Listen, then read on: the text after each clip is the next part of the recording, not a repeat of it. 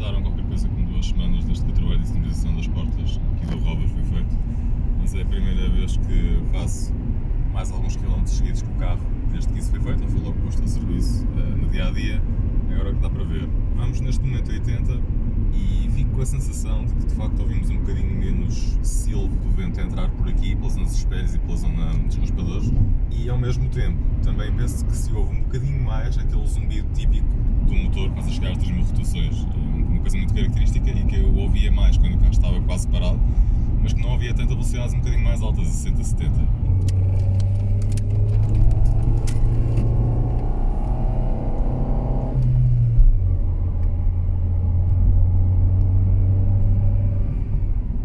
Claro que se continua a ouvir o capa, não é? Mas eu também não insonorizei a firewall, eu só insonorizei as portas.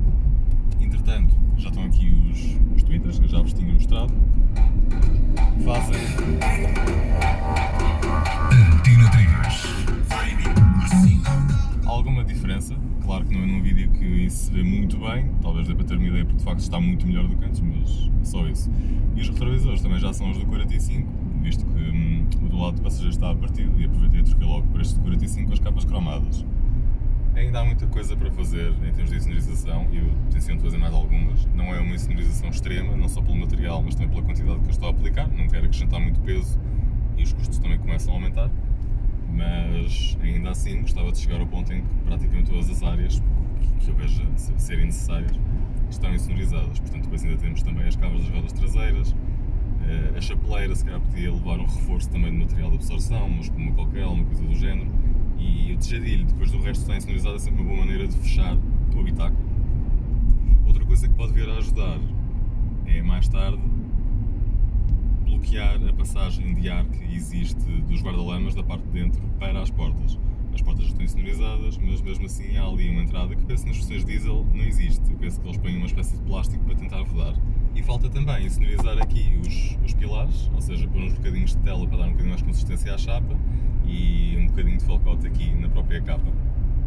Um dos próximos passos neste carro é trocar os apoios de torque.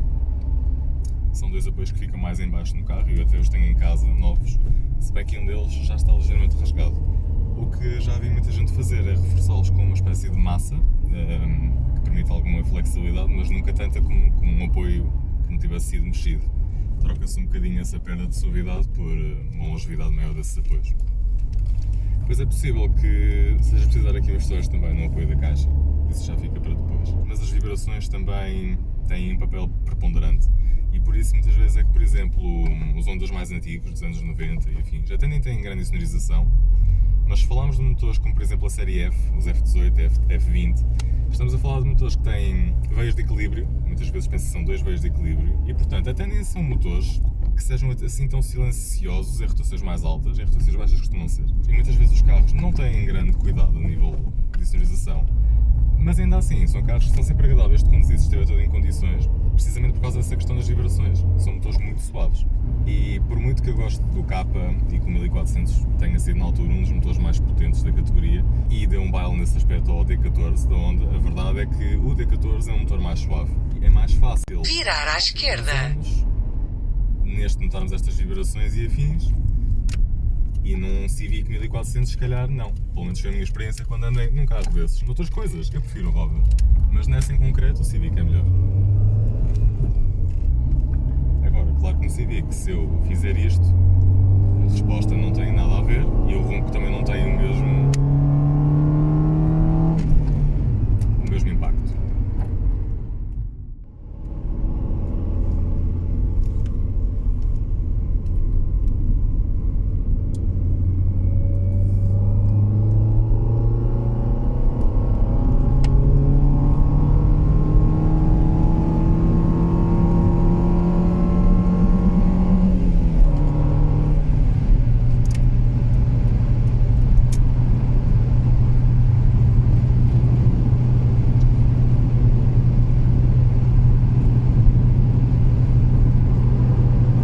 Espero que esteja a dar para captar no vídeo, mas vamos a um bocadinho mais de 120 reais, quase 130 de ponteiro. E o ruído do vento que agora se ouve, muito francamente, é o barulho normal do vento a bater na carroceria, nos pilares e afins. E está a ver, diga-se de passagem, já não é aquele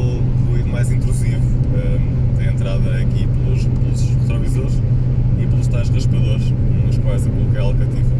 Claro que faz algum ruído do vento, mas isso é uma questão de aerodinâmica, é uma questão de grossura dos próprios vidros, é uma questão de qualidade das borrachas e obviamente elas também se degradam ao longo de 20 anos. Mas muito francamente nesse aspecto estou satisfeito. Aliás, para mim uma das maiores provas de que de facto o carro está a fazer menos barulho do vento é o facto de eu agora ouvir mais o motor. Esse se calhar será um dos passos mais para a frente. O chão foi sonorizado e chegou-se até à parte de baixo da firewall do lado de dentro do carro, mas por trás do tablier não está. E se calhar nunca vai estar, não sei se justificará, mas do lado de fora tenciono insonorizar. Um dia que se calhar com o motor saia, que troco por outro, já estou se calhar a dar aqui ideia do que vai acontecer nos próximos anos, este carro continuar por cá. Mas sim, vamos a 120 e eu vou aqui a falar normalíssimo e sem grande esforço, apesar do ronco um bocadinho grave do motor. Espero que tenham gostado. Se gostaram, subscrevam, ajudem-me a fazer mais vídeos destes e vemo-nos no próximo vídeo.